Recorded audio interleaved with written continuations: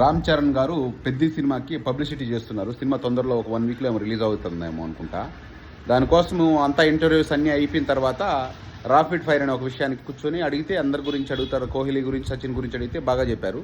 అదేవిధంగా బుమ్రా గురించి అడిగారు. బుమ్రా గురించి అడిగే కాలకే ఆయన ఏంటంటే ఫుట్బాలర్ కింద ఫీల్ అయ్యి మైండ్లో ఫుట్బాలర్ గుర్తొచ్చి కావాలా, ఆయన పేరు బుమ్రా కావాలని అనేసి చెప్పేశారు. బాగా ఆడతారు అనేసి, మంచి ఫుట్బాలరు అది ఇదేననేసి, నాకు కూడా ఇష్టమేననేసి. ఇదేమైపోయిందంటే ట్రోల్కి గురైపోయింది. బుమ్రా బౌలరు, మన ఇండియా బౌలర్, తెలిసిన విషయమే, బాగా వేస్తాడు. ఆయనని అవమానించాడనేసి నార్త్ ఇండియన్స్ మొత్తం ట్రోల్స్ చేయడం మొదలెట్టారు. ఈ విషయాన్ని వెంటనే గ్రహించి రామ్ చరణ్ గారు రాత్రి ట్వీట్ చేశారు.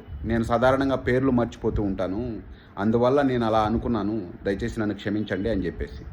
తప్పులేదు, రామ్ చరణ్ గారు మర్చిపోతారని త్రిబుల్ ఒక ఇంటర్వ్యూలో ఎన్టీఆర్ గారే చెప్పారు. రామ్ చరణ్ తను మర్చిపోతూ ఉంటాడు ఎవరి పేర్లని, రమేష్ని సురేష్ అని పిలవడం ఇలాంటివి అని ఎక్స్ప్లెయిన్ కూడా ఇచ్చారు ఎవరు, ఎన్టీఆర్ గారు అప్పుడే. ఇది వాస్తవం, ఆయన మర్చిపోతుంటారు, పేర్లు గుర్తుపెట్టుకోలేరు. ఆయన మతిమరుపు కొంచెం ఉంటుంది, పేర్లు సడన్గా గుర్తుపెట్టుకోలేరు, ఎవరి పేర్లు మార్చి చెప్తూ ఉంటారు.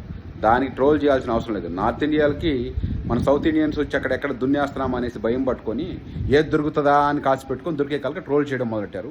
కానీ రామ్ చరణ్ గారు కూడా వెంటనే స్పందించి దాని మీద క్షమాపణ చెప్పే కాలకే మంచి నిర్ణయం చేశాడు. ప్లస్ సినిమాకు కూడా ఎటువంటి ప్రాబ్లం రాకుండా కూడా ఇది ఒక మంచి ముందు స్టెప్ విషయం ఇదైతే. ఎందుకంటే నార్త్ ఇండియాలో, మనకు కాదు, నార్త్ ఇండియా విషయం గురించి మాట్లాడుతున్నాం.